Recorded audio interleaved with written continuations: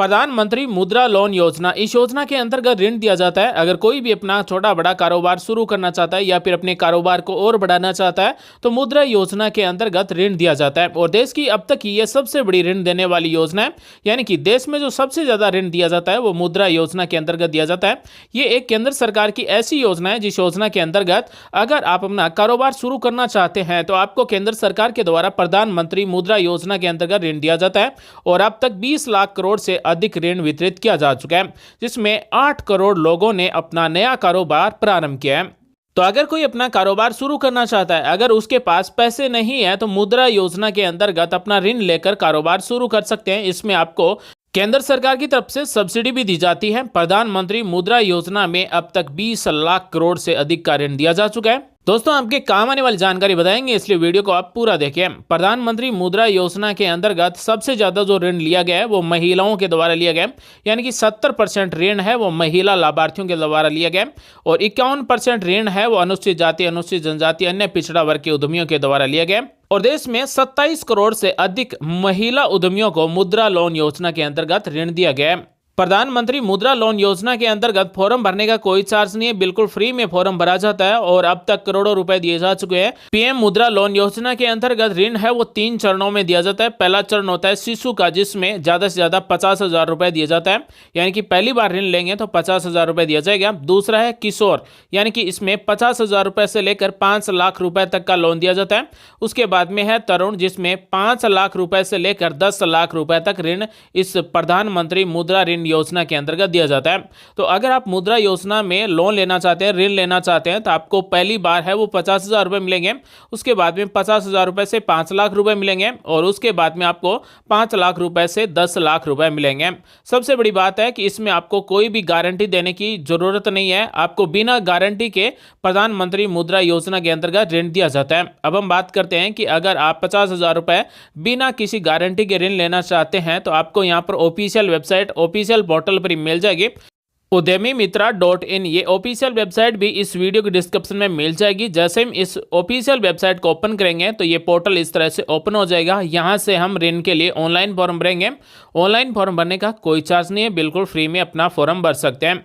इस पोर्टल से आप ये भी देख सकते हैं कि आपको कितने प्रकार के ऋण मिल सकते हैं। जैसे 1 नंबर है मुद्रा लोन्स, 2 नंबर है stand up India loans, 3 number है MSME लोन्स। अगर कोई पशुओं पर ऋण लेना चाहते हैं तो पशुओं पर ऋण लेने के लिए भी यहाँ से फॉर्म भर सकते हैं। साथ ही PM street vendors Atmanirbhar Nidhi के अंतर्गत अगर ऋण लेना चाहते हैं, यानी कि जो स्ट्रीट वेंडर्स हैं वो अगर ऋण के लिए फॉर्म भरना चाहते हैं तो भी यहाँ से उद्यमी मित्रा पोर्टल से अप्लाई कर सकते हैं। हम आपको बताने वाले हैं कि मुद्रा लोन्स के लिए हम ऑनलाइन फॉर्म कैसे भर सकते हैं। तो यहाँ पर आपको अप्लाई नाउ का एक बटन मिलता है, इस पर आपको क्लिक कर देना है। जैसे ही दोस्तों हम अप्लाई नाउ पर क्लिक करेंगे तो इस तरह से एक रजिस्ट्रेशन करना होगा। रजिस्ट्रेशन का कोई चार्ज नहीं है। और यहाँ से रजिस्ट्रेशन करते समय पूछा जाएगा कि आप नए उद्यमी हैं या फिर आपके पास पहले से कोई उद्यम है या फिर सेल्फ एम्प्लॉयड के लिए, आप प्रोफेशनल के लिए लोन लेना चाहते हैं। तो यहाँ से आपको जो भी है वो सिलेक्ट कर लेना है। अगर आप नया उद्यम लगाना चाहते हैं तो न्यू एंटरप्रेन्योर सेलेक्ट करेंगे। अगर आपके पास पहले से उद्योग है तो एग्जिस्टिंग एंटरप्रेन्योर सेलेक्ट करेंगे। अगर आप स्वरोजगार के लिए लोन लेना चाहते हैं तो आप स्वरोजगार के लिए यहाँ से सिलेक्ट कर सकते हैं। उसके बाद में यहाँ पर आवेदक का नाम, ईमेल आईडी और मोबाइल नंबर यहां पर आपको टाइप कर देना है।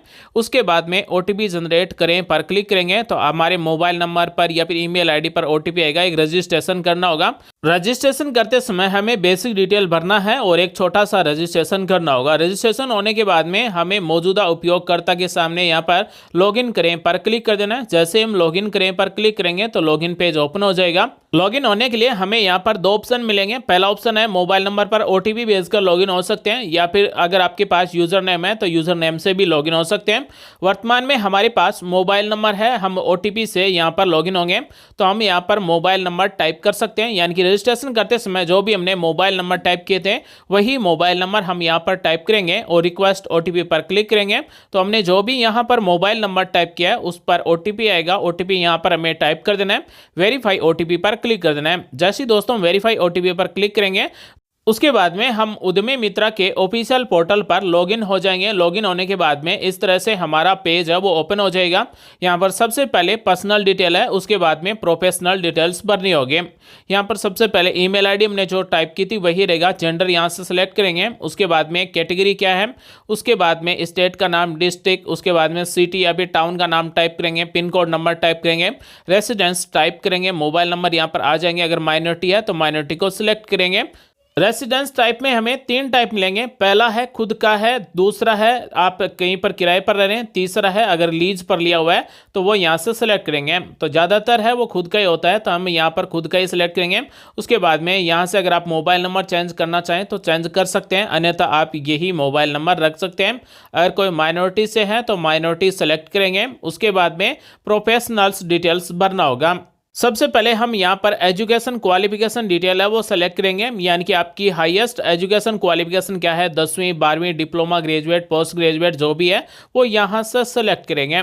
अगला स्टेप है जॉब एक्सपीरियंस स्टेटस, यानी कि आपके पास कोई एक्सपीरियंस है तो यहाँ से सेलेक्ट कर सकते हैं, 1 साल 2 साल। अगर आपके पास एक्सपीरियंस नहीं है तो नो एक्सपीरियंस सेलेक्ट कर सकते हैं। अगला ऑप्शन है प्रेजेंट एम्प्लॉयमेंट स्टेटस, यानी कि आप वर्तमान में बेरोजगार हैं या फिर रोजगार आपके पास है तो यहाँ से सेलेक्ट करेंगे। उसके बाद में अगर आप अनएम्प्लॉयड हैं तो कितने साल से अनएम्प्लॉयड हैं। यहाँ पर अगर कोई बेरोजगार है तो कितने महीनों से बेरोजगार है तो वो महीने यहाँ पर लिख देना है। उसके बाद में प्रेजेंट क्रॉस एनुअल इनकम, यानी कि आपकी साल की इनकम कितनी है, 50,000, 1 लाख रुपए जो भी है वो यहाँ पर टाइप कर देना है। उसके बाद में आपने अपने व्यवसाय के लिए प्रोजेक्ट की पहचान कर ली है तो यहाँ से आप हाँ या नहीं सेलेक्ट कर सकते हैं। अगले स्टेप में पूछा गया है कि आपका जो व्यवसाय होगा उसमें क्या काम किया जाएगा, यानी कि उत्पादन होगा या फिर बाद में बताएंगे या फिर अन्य है या फिर कृषि से संबंधित है, तो यहाँ से हमें सेलेक्ट कर लेना है। अगर आप उत्पादन का है तो उत्पादन सेलेक्ट करेंगे, या फिर आप बाद में भी बता सकते हैं, या फिर व्यापार है तो व्यापार सेलेक्ट करेंगे। उसके बाद में पूछा गया है रुचि का क्षेत्र क्या है, तो यहाँ पर आपको टाइप करना है कि आप किस क्षेत्र में रुचि रखते हैं। अगला स्टेप है क्या आपने रुचि के क्षेत्र में कोई कौशल प्रशिक्षण कार्यक्रम शुरू किया है, तो यहाँ से हाँ या नहीं सेलेक्ट कर सकते हैं। क्या आपके पास अपनी रुचि क्षेत्र में कोई पेशेवर अनुभव है, तो यहाँ से हाँ या नहीं सेलेक्ट कर सकते हैं। यानी कि हमने जो रुचि के क्षेत्र में जो भी टाइप किया है, हमारी रुचि है उसमें हमारे पास प्रशिक्षण है या नहीं है, या फिर अगर आप पेशेवर को अनुभव है या फिर नहीं है, यहाँ से सिलेक्ट करेंगे। अगला स्टेप है जो सेवाएं आप पोर्टल से देख रहे हैं तो यहाँ से व्यवसाय ऋण के लिए स्वयं आवेदन करना, यहाँ से जो भी आप सिलेक्ट करना चाहें वो कर सकते हैं। उसके बाद में क्या आपने कोई ऋण लिया है आवास, वाहन आदि के लिए, तो हाँ आप यहाँ से हाँ या नहीं में सेलेक्ट कर सकते हैं। उसके बाद में अगर ऋण लिया है तो उसमें आपका कितना ऋण बकाया है वो यहाँ पर आपको टाइप कर देना है, और उसके बाद में हमें सबमिट पर क्लिक कर देना है। तो पूरा फॉर्म भरने के बाद में हमें सबमिट पर क्लिक कर देना है, तो हमारा फॉर्म है वो सबमिट हो जाएगा। अगर आप ये फॉर्म अपने नज़दीक किसी भी सीएससी सेंटर से भरवाना चाहते हैं, यानी कि कॉमन सर्विस सेंटर से भरवाना चाहते हैं, जन सुविधा केंद्र से भरवाना चाहते हैं, तो वहीं से भी भरवा सकते हैं। या फिर हम अपने नजदीक किसी भी बैंक में भी जाकर ये फॉर्म भरकर मुद्रा योजना के अंतर्गत मुद्रा ऋण ले सकते हैं, मुद्रा लोन ले सकते हैं। जैसे हमें ऋण मिल जाएगा तो उसके बाद में हमें एक मुद्रा कार्ड दिया जाएगा, और प्रधानमंत्री मुद्रा योजना के अंतर्गत ऋण अप्रूव होने के बाद में हमें इस तरह का एक प्रधानमंत्री मुद्रा योजना का एटीएम कार्ड दिया जाएगा। अब हमारे मन में कुछ ऐसे सवाल हैं जिनके जवाब हमें जानना चाहिए। तो प्रधानमंत्री मुद्रा योजना के अंतर्गत ऋण मिलने का 3 स्टेप है, शिशु, किशोर और तरुण, जिसमें शिशु में 50,000 रुपए तक का ऋण दिया जाता है, किशोर में 50,000 रुपए से लेकर 5 लाख रुपए तक का ऋण दिया जाता है,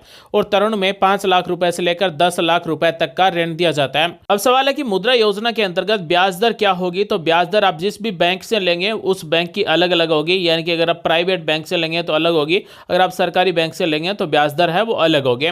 प्रधानमंत्री मुद्रा योजना में फॉर्म भरने के बाद में हमें कौन कौन से डॉक्यूमेंट की जरूरत होगी, तो शिशु ऋण के लिए आवश्यक दस्तावेज है पहचान का प्रमाण पत्र, निवास का सबूत, 2 पासपोर्ट साइज की फोटो, व्यापार का पता, मशीनरी का कोटेशन या फिर खरीदे जाने वाली अन्य वस्तुएं उनका कोटेशन की आवश्यकता होगी। यानी कि अगर आप 50,000 रुपए तक का शिशु ऋण लेना चाहते हैं तो केवल इतने ही दस्तावेजों की जरूरत होगी। अगर कोई किशोर या फिर तरुण ऋण के लिए आवेदन करना चाहते हैं तो उसके लिए पहचान का प्रमाण पत्र, निवास का सबूत, साथ ही 2 पासपोर्ट साइज की फोटो, व्यापार का पता, मशीनरी का कोटेशन या फिर खरीदे जाने वाली अन्य वस्तु उसका कोटेशन, साथ ही पिछले 2 वर्षों के लिए अलेखा परीक्षित बैलेंस शीट या फिर नए यूनिट के लिए 1 वर्ष का प्रोजेक्शन। तो इन सभी दस्तावेजों के साथ आप मुद्रा योजना के अंतर्गत फॉर्म भरकर ऋण ले सकते हैं।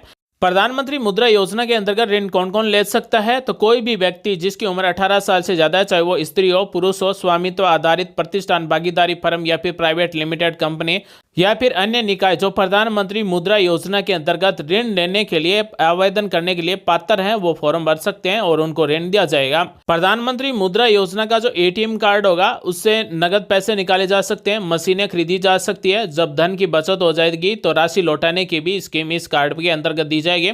साथ ही प्रधानमंत्री मुद्रा योजना के अंतर्गत दिए जाने वाले ऋणों के लिए कोई सब्सिडी नहीं है। यदि ऋण प्रस्ताव सरकार की किसी ऐसी योजना से संबंध हो जिसमें सरकार पूंजी सब्सिडी प्रदान करती है, तब भी वह प्रधानमंत्री मुद्रा योजना के लिए पात्र होगा। यानी कि सब्सिडी लेने के लिए जिस योजना के लिए हम पात्र हैं उसी में ही सब्सिडी दी जाएगी, अन्य में किसी प्रकार की कोई सब्सिडी नहीं दी जाएगी। अब हम बात करते हैं लोन प्रोसेसिंग फीस कितनी होगी। यानी कि शिशु ऋण के लिए कोई आवेदन करता है तो कोई प्रोसेसिंग शुल्क नहीं है। 50,000 रुपए ऋण के लिए कोई शुल्क नहीं है, लेकिन किशोर और तरुण ऋण के मामले में प्रसंस्करण शुल्क ऋण राशि का 0.5% है। यानी कि किशोर व तरुण ऋण के लिए राशि का 0.5% शुल्क देना होगा। तो आज हमने आपको बताया कि प्रधानमंत्री मुद्रा लोन के लिए हम ऑनलाइन फॉर्म कैसे भर सकते हैं, कौन कौन से दस्तावेज चाहिए और कौन पात्र है। उम्मीद है जानकारी अच्छी लगी। मिलेंगे अगले वीडियो में नई जानकारी के साथ। आप सभी का दिन शुभ हो।